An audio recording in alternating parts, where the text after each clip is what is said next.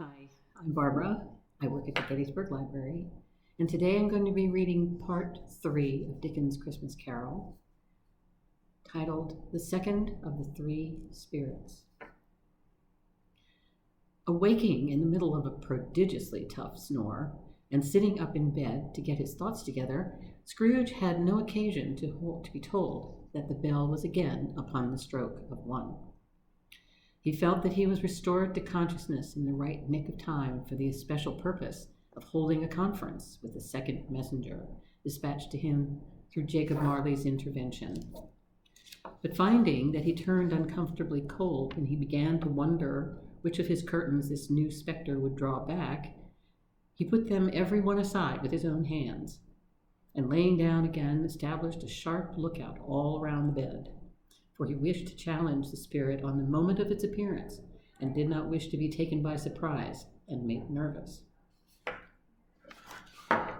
Gentlemen of the free and easy sort, who plume themselves on being acquainted with a move or two, and being usually equal to the time of day, express the wide range of their capacity for adventure by observing that they are good for anything from pitch and toss to manslaughter, between which opposite extremes, no doubt, there lies a tolerably wide and comprehensive range of subjects. Without venturing for Scrooge quite as heartily as this, I don't mind calling on you to believe that he was ready for a good broad field of strange appearances, and that nothing between a baby and a rhinoceros would have astonished him very much. Now, being prepared for almost anything, he was not by any means prepared for nothing. And consequently, when the bell struck 1, and no shape appeared, he was taken with a violent fit of trembling. 5 minutes, 10 minutes, a quarter of an hour went by, yet nothing came.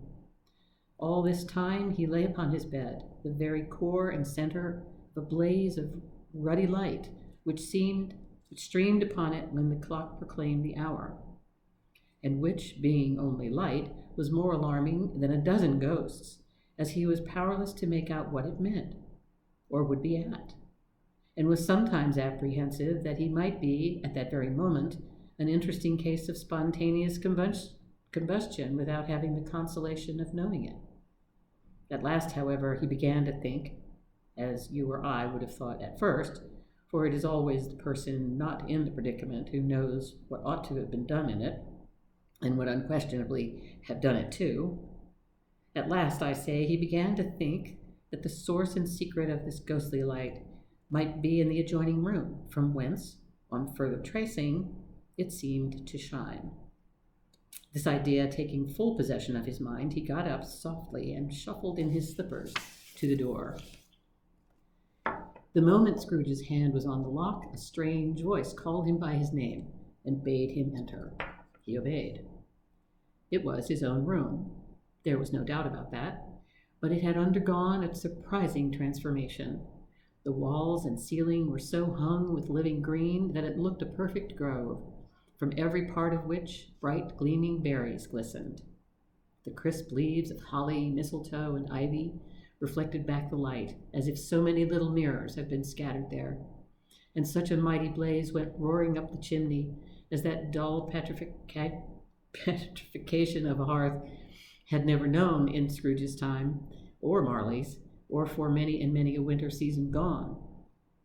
Heaped up on the floor to form a kind of throne were turkeys, geese, game, poultry, brawn, great joints of meat, sucking pigs, long wreaths of sausages, mince pies, plum puddings, barrels of oysters, red-hot chestnuts, cherry-cheeked apples, juicy oranges, luscious pears, immense 12th cakes, and seething bowls of punch that made the chamber dim with their delicious steam. In easy state upon this couch there sat a jolly giant, glorious to see, who bore a glowing torch in shape not unlike Plenty's horn, and held it up, high up, to shed its light on Scrooge as he came peeping around the door. "Come in," exclaimed the ghost. "Come in, and know me better, man." Scrooge entered timidly and hung his head before the spirit. He was not the dogged Scrooge he had been, and though the spirit's eyes were clear and kind, He did not like to meet them. "I am the ghost of Christmas present," said the spirit. "Look upon me." Scrooge reverently did so. It was clothed in one simple green robe or mantle, bordered with white fur. Its garment hung so loosely on the figure that its capacious breast was bare, as if disdaining to be warded or concealed by any artifice. Its feet, observable beneath the ample folds of the garment, were also bare, and on its head it wore no other covering than a holly wreath, set here and there with shining icicles. Its dark brown curls were long and free as its genial face, its sparkling eye, its open hand, its cheery voice, its unconstrained demeanor, and its joyful air. Girded around its middle was an antique scabbard, but no sword was in it, and the ancient sheath was eaten up with rust. "You have never seen the like of me before," exclaimed the spirit. "Never," Scrooge made an answer to it. "Have never walked forth with the younger members of my family, meaning, for I am very young, my elder brothers born in these later years?" pursued the phantom. "I don't think I have," said Scrooge. "I'm afraid I have not. Have you had many brothers, spirit?" "More than 1,800, said the ghost. "A tremendous family to provide for," muttered Scrooge. The ghost of Christmas present rose. "Spirit," said Scrooge submissively, "conduct me where you will. I went forth last night on compulsion, and I learned a lesson which is working now. Tonight, if you have aught to teach me, let me profit by it." "Touch my robe." Scrooge did as he was told, and held it fast. Holly, mistletoe, red berries, ivy, turkeys, geese, game, poultry, brawn, meat, pigs, sausages, oysters, pies, puddings, fruit, and punch all vanished instantly. So did the room, the fire, the ruddy glow, the hour of night, and they stood in the city streets on Christmas morning, where, for the weather was severe, the people made a rough but brisk and not unpleasant kind of music in scraping the snow from the pavement in front of their dwellings and from the tops of their houses, whence it was mad delight to the boys to see it coming down onto the road below and splitting into artificial little snowstorms. The house fronts looked black enough, and the windows blacker, contrasting with the smooth white sheet of snow upon the roofs, and with the dirtier snow upon the ground, which last deposit had been plowed up in deep furrows by the heavy wheels of carts and wagons. Furrows that crossed and recrossed each other hundreds of times, where the great streets branched off and made intricate channels, hard to trace in the thick yellow mud and icy water.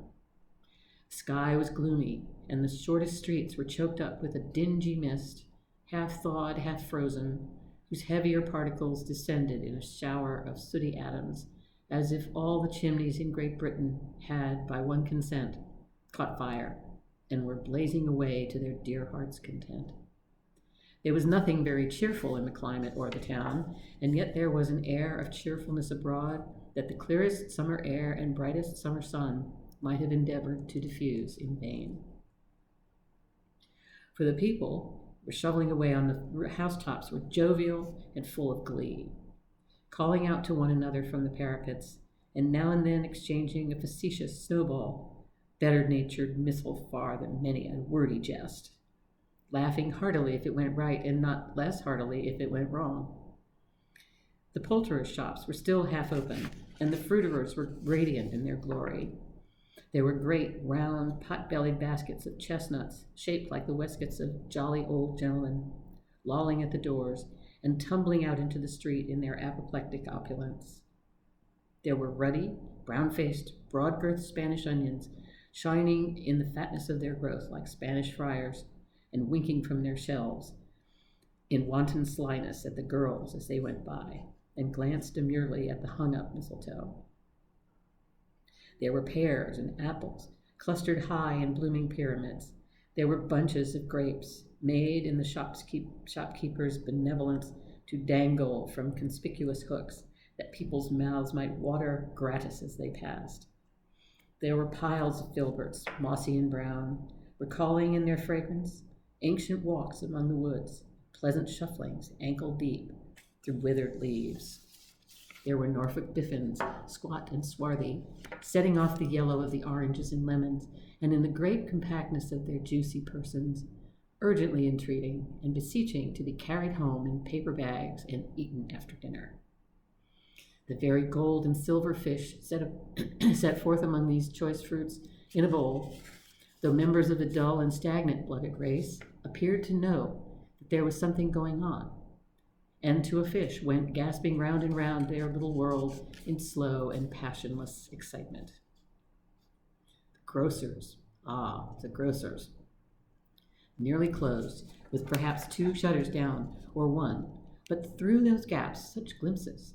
It was not alone that the scales descending on the counter made a merry sound, or that the twine and roller parted company so briskly, or that the canisters were rattled up and down like juggling tricks, or even that the blended scents of tea and coffee were so grateful to the nose, or even that the raisins were so plentiful and rare, the almonds so extremely white, the sticks of cinnamon so long and straight, and other spices so delicious, the candied fruit so caked and spotted with molten sugar as to make the coldest lookers-on feel faint, and subsequently bilious. Nor was it that the figs were moist and pulpy, or that the French plums blushed in modest tartness from their high decorated boxes, or that everything was good to eat and in its Christmas dress.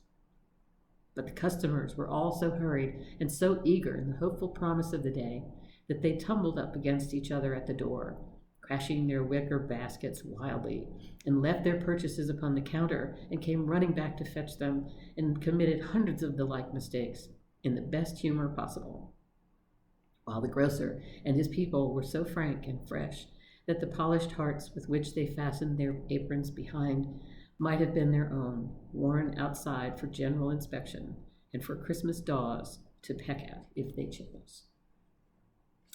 But soon the steeples called good people all to church and chapel, and away they came, flocking through the streets in their best clothes and with their gayest faces. At the same time, there emerged from scores of by-streets, lanes, and nameless turnings innumerable people, carrying their dinners to the baker's shop. The sight of these poor revelers appeared to interest the spirit very much, for he stood with Scrooge beside him in a baker's doorway, and taking off the covers as their bearers passed, sprinkled incense on their dinners from his torch. And it was a very uncommon kind of torch, for once or twice when there were angry words between some dinner carriers who had jostled one another, he shed a few drops of water on them from it, and their good humor was restored directly, for they said it was a shame to quarrel upon Christmas Day. And so it was. God love it, so it was. In time the bells ceased, and the bakers were shut up, and yet there was a genial shadowing forth of all these dinners and the progress of their cooking in the thawed blotch of wet above each baker's oven, where the pavement smoked as if its stones were cooking too. Is there a particular flavor in what you sprinkle from your torch? Asked Scrooge. There is, my own. Would it apply to any kind of dinner on this day? Asked Scrooge. To any kindly given, to a poor one most.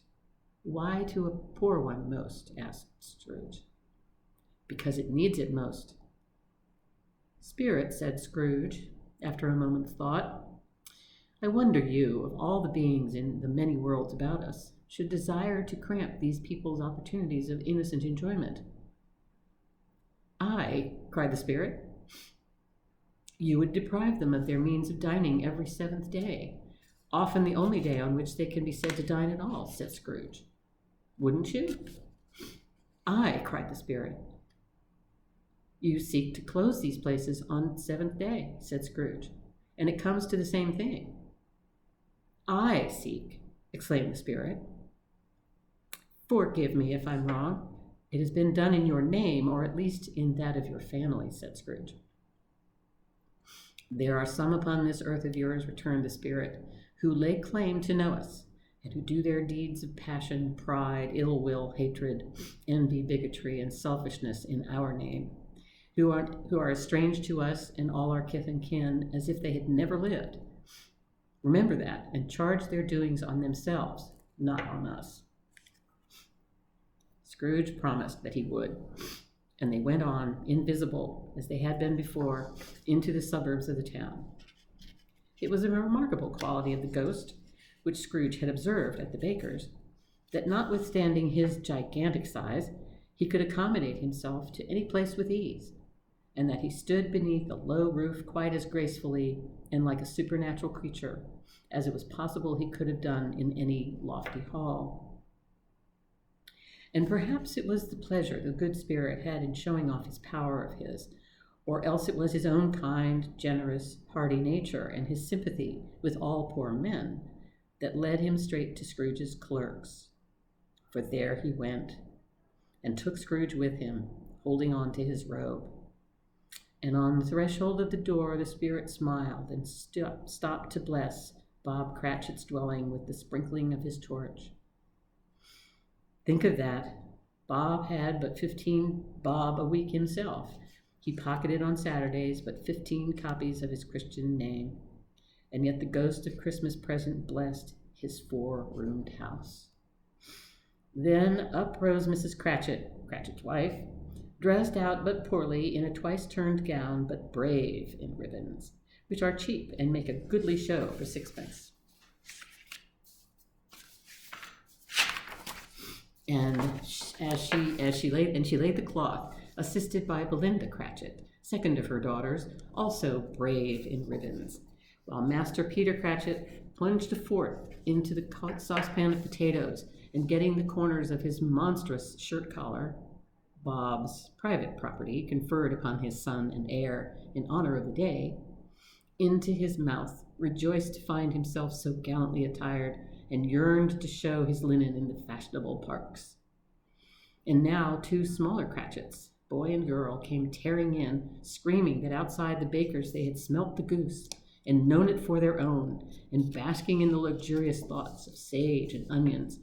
These young Cratchits danced around the table and exalted Master Peter Cratchit to the skies, while he, not proud, although his collars nearly choked him, blew the fire until the slow potatoes, bubbling up, knocked loudly at the saucepan lid to be let out and peeled.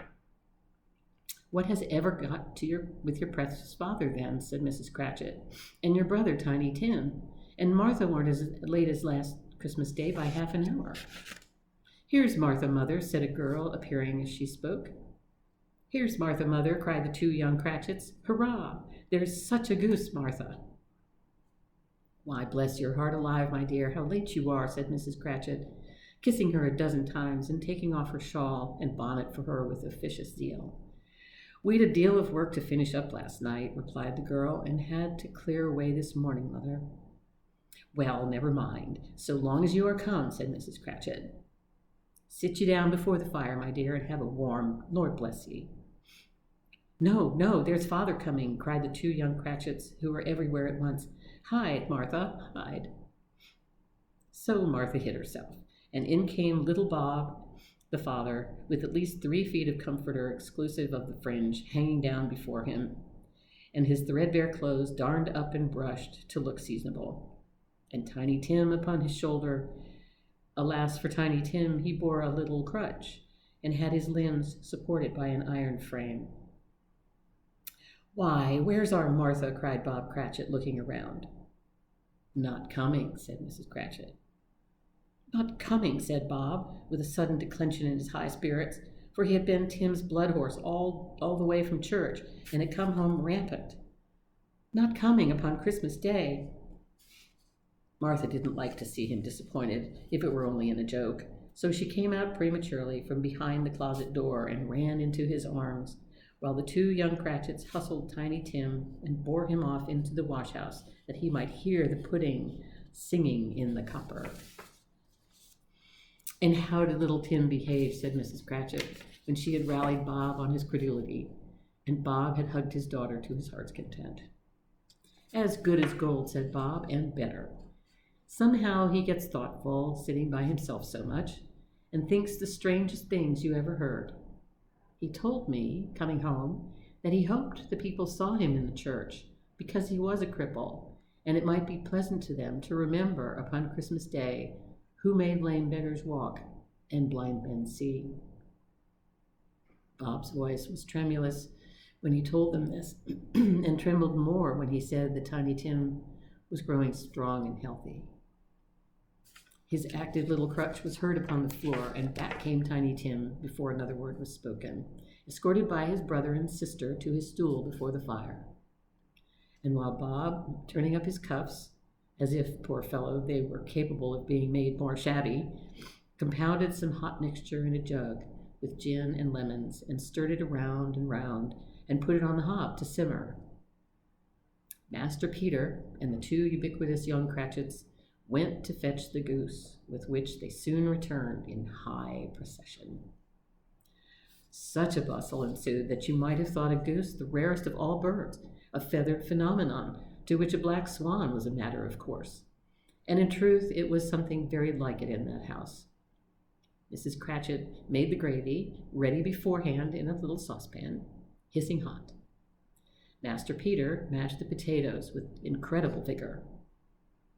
Miss Belinda sweetened up the applesauce, and Martha dusted the hot plates. Bob took Tiny Tim beside him in a little tiny corner at the table. The two young Cratchits set chairs for everybody, not forgetting themselves, and mounting guard upon their posts, crammed spoons into their mouths, lest they should shriek for goose before their turn came to be helped. At last the dishes were set on, and grace was said. It was succeeded by a breathless pause, as Mrs. Cratchit, looking slowly all along the carving knife, prepared to plunge it in the breast.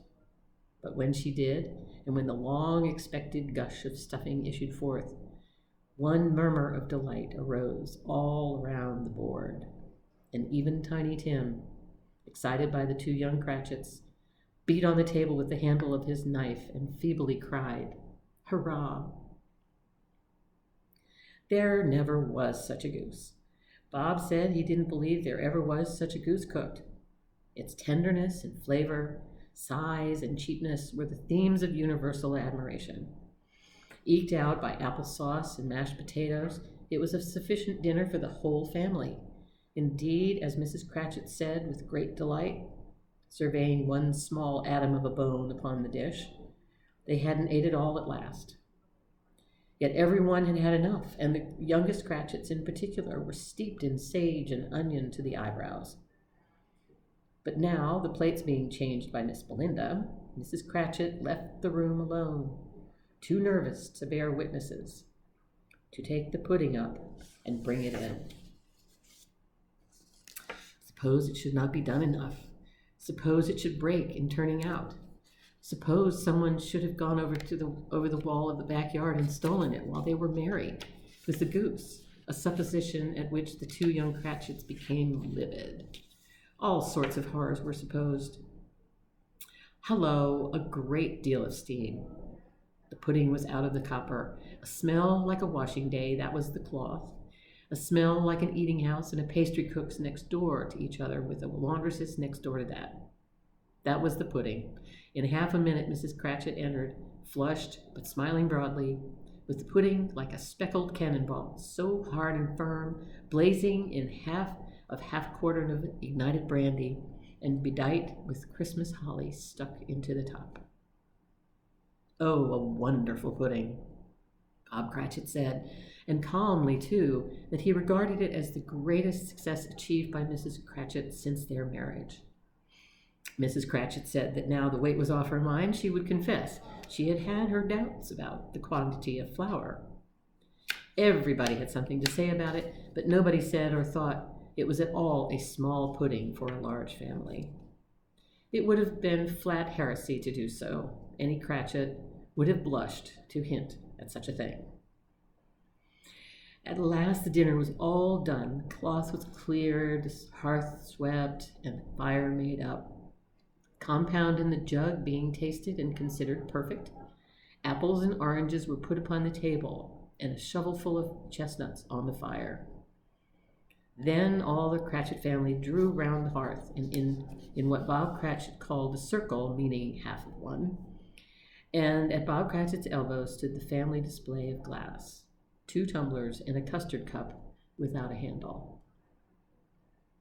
These held the hot stuff from the jug, however, as well as golden goblets would have done, and Bob served it out with beaming looks, while the chestnuts on the fire sputtered and cracked noisily. Then Bob proposed. "A Merry Christmas to us all, my dears. God bless us," which all the family re-echoed. "God bless us, everyone," said Tiny Tim, the last of all. He sat very close to his father's side upon his little stool.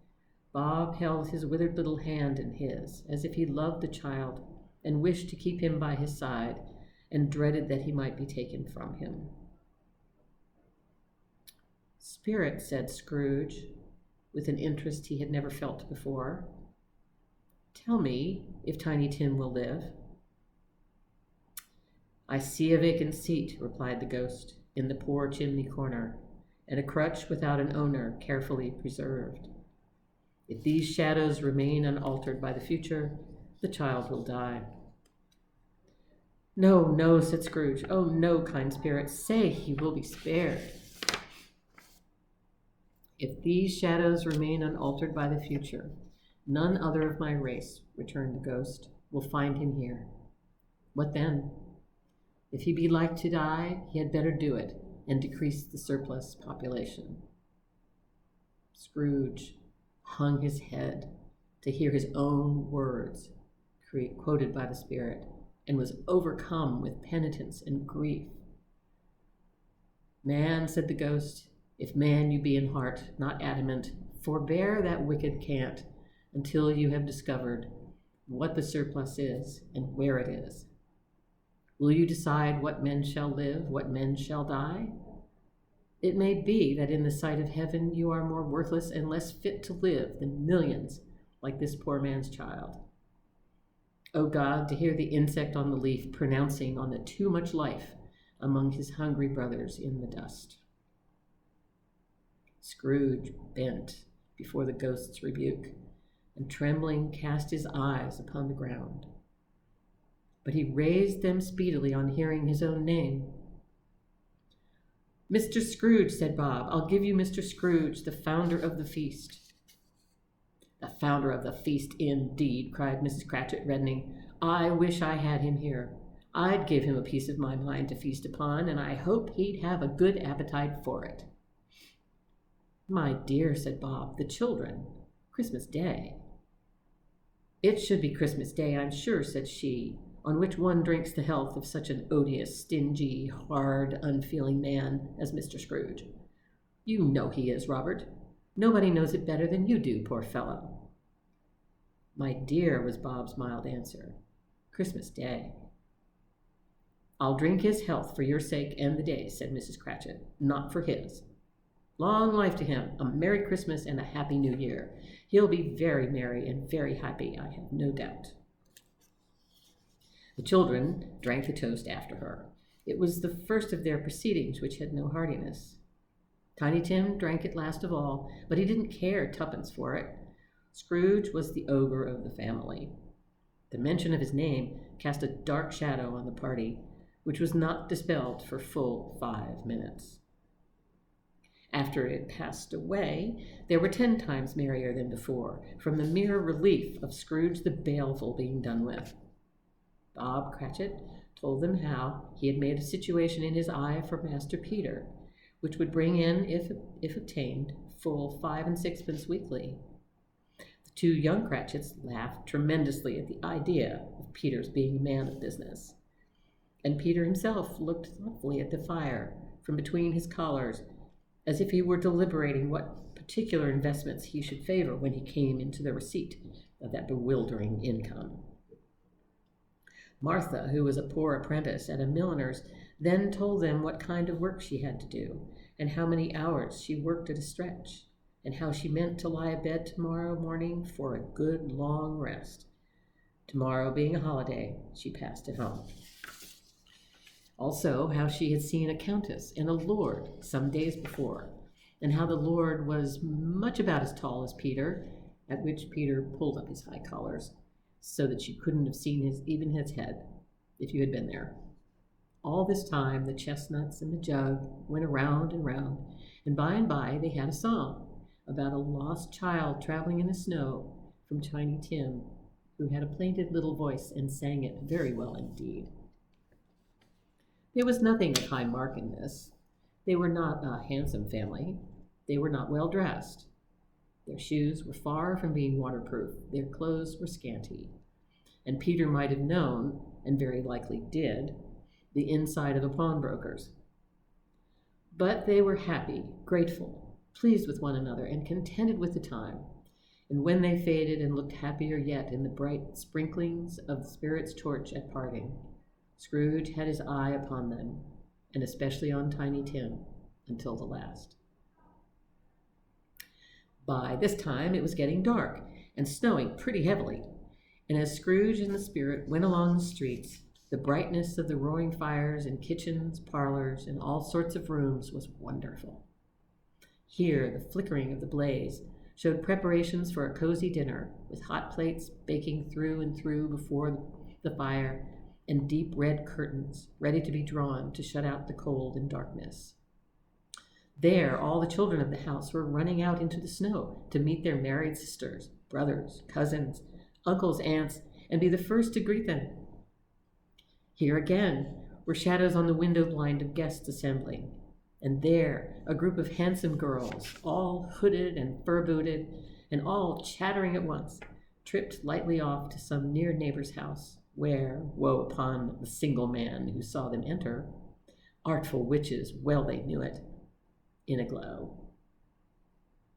But if you had judged from the numbers of people on their way to friendly gatherings, you might have thought that no one was at home to give them welcome when they got there, instead of every house expecting company and piling up its fires half chimney high.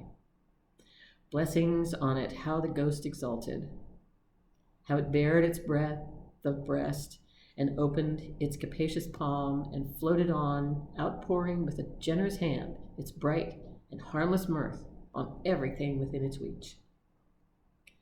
The very lamplighter who ran on before, dotting the dusky street with specks of light, and who was dressed to spend the evening somewhere, laughed out loudly as the Spirit passed, though little kenned the lamplighter that he had had any company but Christmas. And now, without a word of warning from the ghost, they stood upon a bleak and desert moor, where monstrous masses of huge, rude stone were cast about, as though it were the burial place of giants, and water spread itself wheresoever it listed, or would have done so but for the frost that held it prisoner, and nothing grew but moss and furze, which glared upon the desolation for an instant, like a sullen eye, and frowning lower yet, was lost in the thick gloom of darkest night. "What place is this?" asked Scrooge. "A place where miners live, who labor in the bowels of the earth," returned the Spirit. "But they know me. See."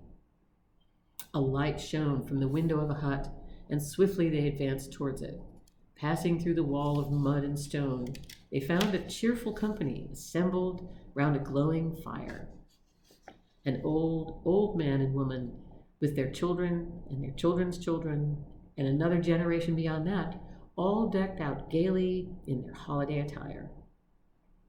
The old man, in a voice that seldom rose above the howling of the wind upon the barren waste, was singing them a Christmas song. It had been a very old song when he was a boy, and from time to time they all joined in the chorus. So surely as they raised their voices, the old man got quite blithe and loud, and so surely as they stopped, his vigor stank again. The Spirit did not tarry here, but bade Scrooge hold on to his robe, and passing on above the moor, sped whither? Not to see, to see. To Scrooge's horror, looking back, he saw the last of the land, a frightful range of rocks behind them, and his ears were deafened by the thundering of water as it rolled and roared and raged among the dreadful caverns it had worn and fiercely tried to undermine the earth.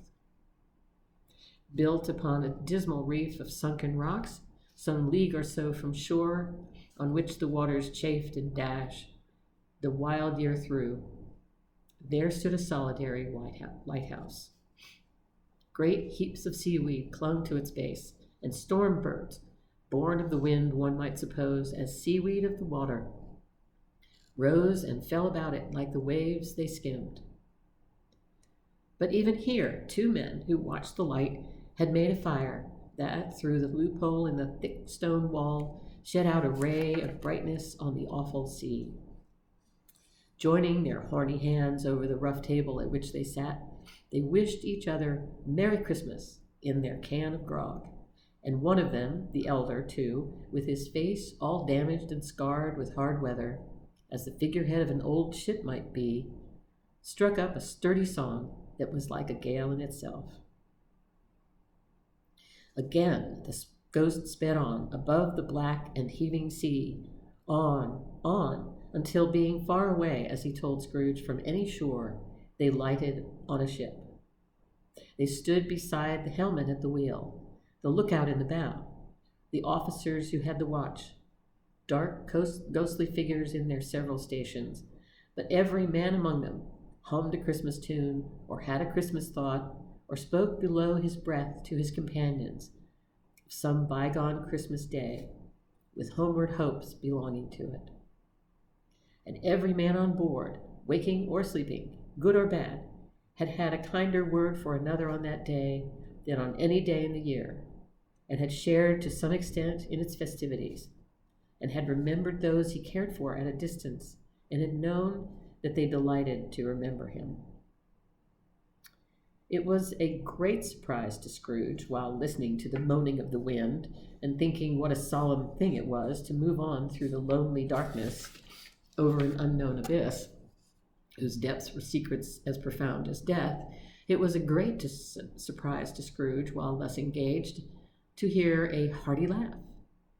It was a much greater surprise to Scrooge to recognize it as his own nephew's, and to find himself in a bright, dry, gleaming room, with the spirit standing smiling by his side, and looking at that same nephew with approving affability. "Ha, ha!" laughed Scrooge's nephew. "Ha, ha, ha!" If you should happen by any unlikely chance to know a man more blessed in a laugh than Scrooge's nephew, all I can say is, I should like to know him too. Introduce him to me, and I'll cultivate his acquaintance. It is a fair, even-handed, noble adjustment of things that while there is infection and disease and sorrow, there is nothing in the world so irresistibly contagious as laughter and good humor. When Scrooge's nephew laughed in this way, holding his sides, rolling his head, and twisting his face into the most extravagant contortions, Scrooge's niece by marriage laughed as heartily as he, and their assembled friends, being not a bit behindhand, roared out lustily, "Ha, ha! Ha, ha, ha, ha!" "He said that Christmas was a humbug, as I lives," cried Scrooge's nephew. "He believed it, too." "More shame for him, Fred," said Scrooge's niece indignantly. "Bless those women. They never do anything by halves. They are always in earnest." She was a very pretty, exceedingly pretty, with a dimpled, surprised-looking, capital face, a ripe little mouth that seemed to be made to be kissed, as no doubt it was. All kinds of good little dots about her chin that melted into one another when she laughed, and the sunniest pair of eyes you ever saw in any little creature's head. Altogether, she was what you would have called provoking, you know, but satisfactory, too. Oh, perfectly satisfactory. "He's a comical old fellow," said Scrooge's nephew. "That's the truth, and not so pleasant as he might be. However, his offenses carry their own punishment, and I have nothing to say against him." "I'm sure he's very rich, Fred," hinted Scrooge's niece. "At least you always tell me so." "What of that, my dear?" said Scrooge's nephew. "His wealth is of no use to him. He don't do any good with it. He don't make himself comfortable with it. He hasn't the satisfaction of thinking, ha, ha, ha, that he is ever going to benefit us with it." "I have no patience with him," observed Scrooge's niece. Scrooge's niece's sisters and all the other ladies expressed the same opinion. "Oh, I have," said Scrooge's nephew. "I am sorry for him. I couldn't be angry with him if I tried. Who suffers by his ill whims? Himself, always. Here, he takes it into his head to dislike us, and he won't come and dine with us. What's the consequence? He don't lose much of a dinner." "Indeed, I think he loses a very good dinner," interrupted Scrooge's niece. Everybody else said the same, and they must be allowed to have been competent judges because they had just had dinner, and with the dessert upon the table, were clustered around the fire by lamplight. "Well, I'm very glad to hear it," said Scrooge's nephew, "because I haven't great faith in these young housekeepers. What do you say, Topper?" Topper had clearly got his eye upon one of Scrooge's niece's sisters, for he answered that a bachelor was a wretched outcast, who had no right to express an opinion on the subject. Whereat Scrooge's niece's sister, the plump one with the lace tucker, not the one with the roses, blushed. "Do go on, Fred," said Scrooge's niece, clapping her hands. "He never finishes what he begins to say. He is such a ridiculous fellow."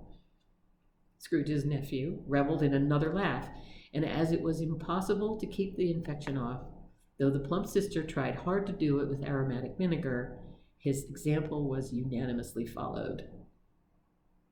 "I was only going to say," said Scrooge's nephew, "that the consequences of his taking a dislike to us and not making merry with us is, as I think, that he loses some pleasant moments, which could do him no harm.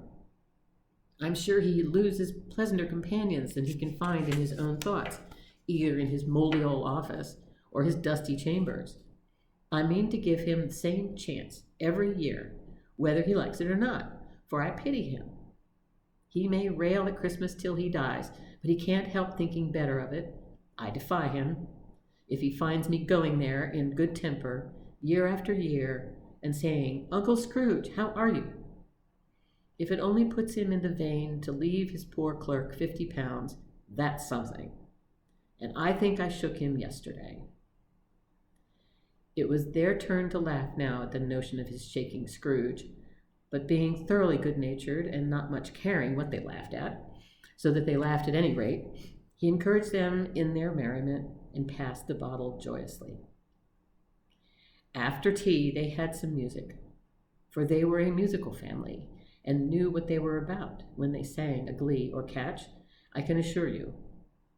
Especially Topper, who would growl away in the bass like a good one, and never swell the large veins in his forehead, or get red in the face over it. Scrooge's niece played well upon the harp, and played among other tunes a simple little air, a mere nothing, you might learn to whistle it in 2 minutes, which had been familiar to the child who fetched Scrooge from the boarding school, and as he had been reminded by the ghost of Christmas past.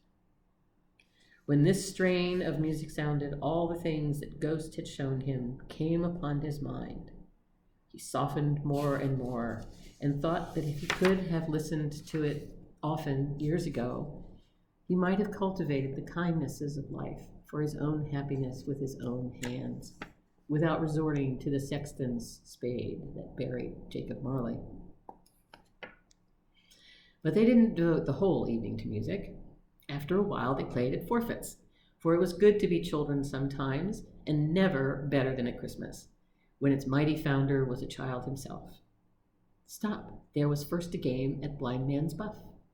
Of course there was, and I no more believe Topper was really blind than I believe he had eyes in his boots.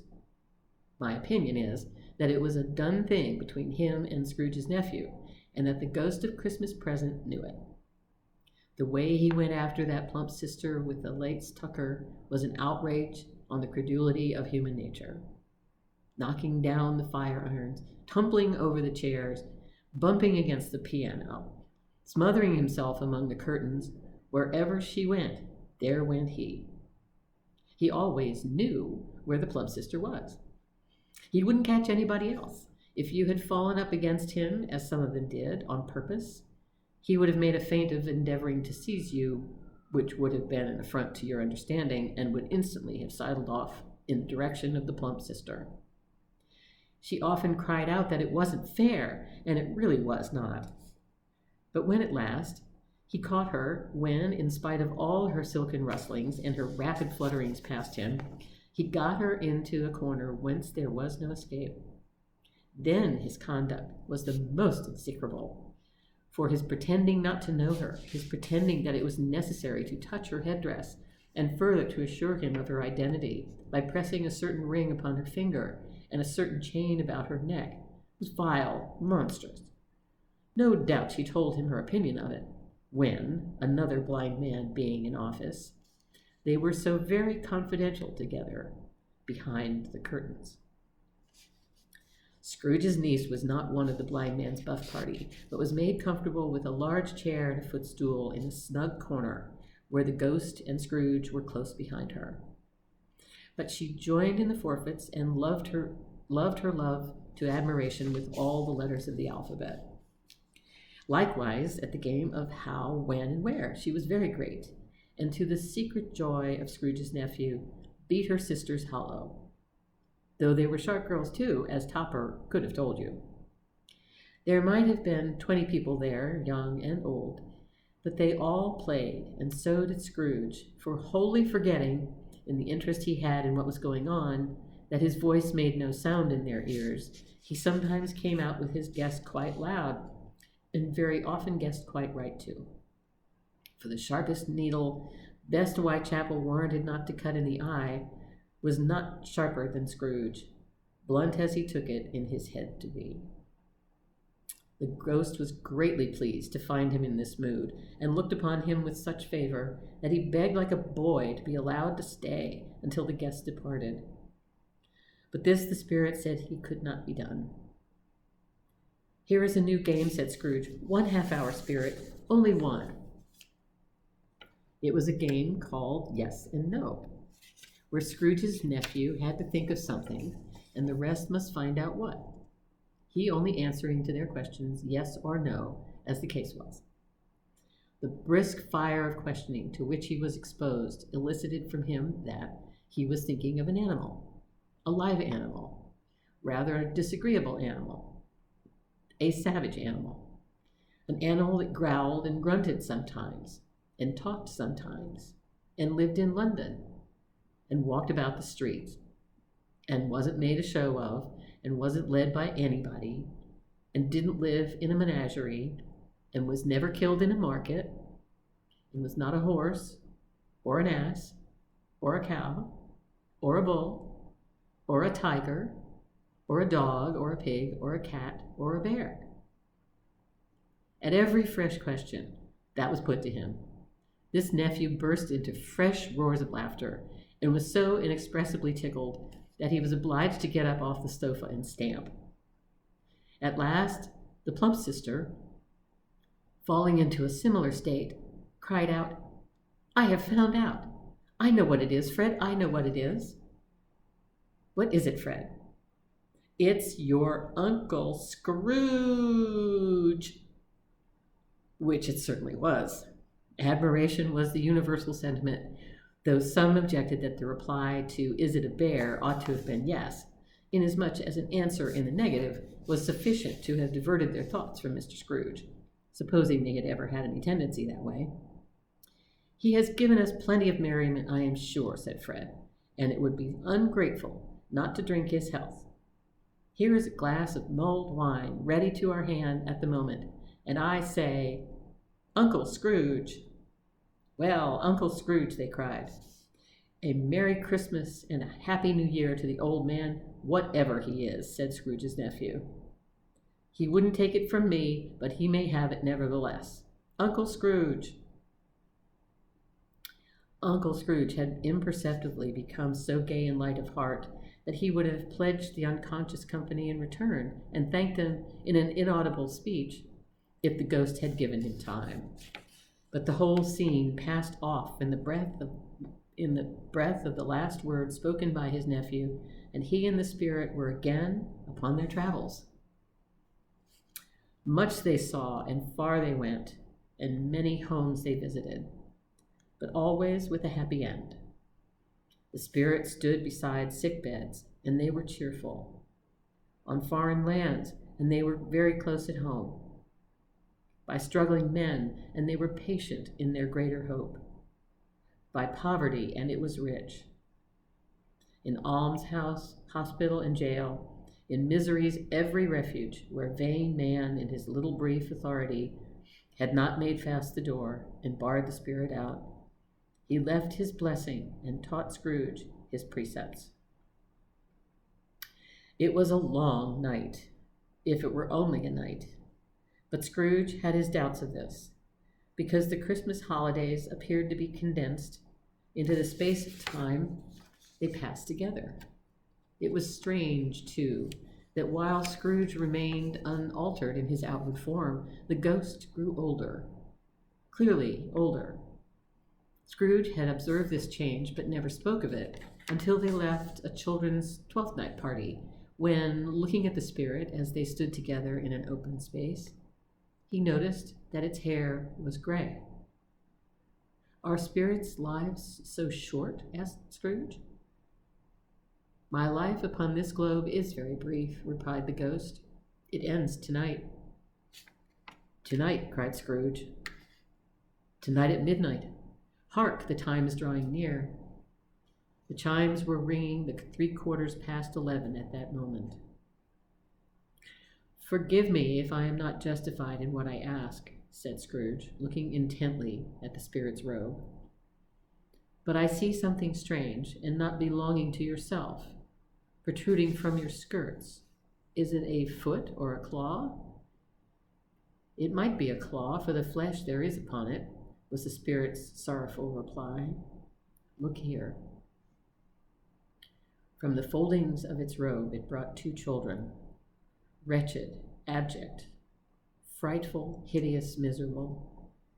They knelt down at his feet and clung upon the outside of its garment. "Oh, man, look here. Look down here," exclaimed the ghost. They were a boy and girl, yellow, meager, ragged, scowling, wolfish, but prostrate too in their humility. Where graceful youth would have filled their features out and touched them with its freshest tints, a stale and shriveled hand like that of age had pinched and twisted them and pulled them into shreds. Where angels might have sat enthroned, devils lurked and stared out menacingly. No change, no degradation, no perversion of humanity in any grade through all the mysteries of wonderful creation has monsters half so horrible and dread. Scrooge started back, appalled. Having them shown to him in this way, he tried to say they were fine children, but the words choked themselves rather than be parties to a lie of such enormous magnitude. "Spirit, are they yours?" Scrooge could say no more. "They are man's," said the spirit, looking down upon them, "and they cling to me, appealing from their fathers. This boy is ignorance. This girl is want. Beware them both in all of their degree, but most of all, beware this boy, for on his brow I see that written which is doom, unless the writing be erased." "Deny it," cried the spirit, stretching out his hand towards the city. "Slander those who tell it you. Admit it for your factious purposes and make it worse, and bide the end." "Have they no refuge or resource?" cried Scrooge. "Are there no prisons?" said the spirit, turning on him for the last time with his own words. "Are there no workhouses?" The bell struck 12. Scrooge looked about him for the ghost and saw it not. As the last stroke ceased to vibrate, he remembered the prediction of old Jacob Marley, and lifting up his eyes, beheld a solemn phantom, draped and hooded, coming like a mist along the ground towards him.